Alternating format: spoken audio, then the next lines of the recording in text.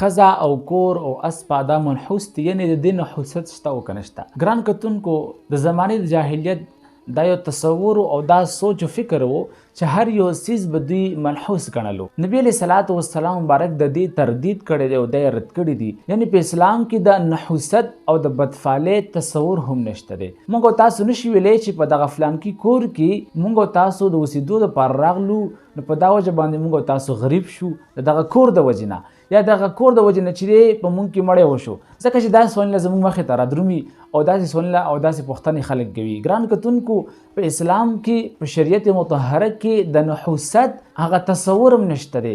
په دا وجه باندې نبی علیه صلات وسلام مبارک حدیث مبارک دی او دا حدیث بخاري را نقل کړی دی. نبی علیه صلات وسلام مبارک فرمایي چې که چېرته په اسلام کې د نحوست یو لاره وي، یعنی په اسلام کې نحوست وي، نو هغه نحوست په اسپه کې وي یا په کور کې وي او یا په ښځه کې وي.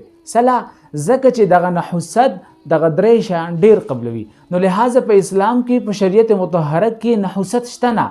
نو په دا وجه باندې موږ او تاسو لا نه دي پکار چې موږ او تاسو نظریه جوړه کړو چې زما باندې چې کومه فقیري راغله، په ما باندې چې کومه تنګدستي راغله، دا دغه ښځې د وجې نه راغله، دا دغه اسپې د وجې نه راغله، دا دغه کور د وجې نه راغله. داسې نه ده، دا زما او ستا نظریه او زما او ستا سوچ او فکر غلط جوړ شوی دی. ځکه چې په اسلام کې نحوست نشته دی، په اسلام کې بدفعلي نشته دی.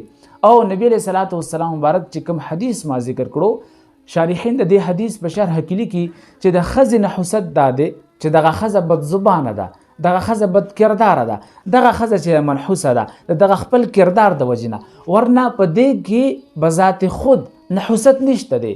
او د کور نحوست دا دی چې په هغه کور کې تنګوالی وي، هغه کور وړوکی وي، او د هغه کور چې کوم چنګ ګاوڼ دی هغه چې دی بد فعله وي، بد کرداره وي، بد اخلاقه وي، بد تمیزه وي، نو دغه کور دپاره نحوست چې دغه اشیا ګرځېږي، ورنه بذات خود دغه کور په خپله چې دا منحوس نه دی.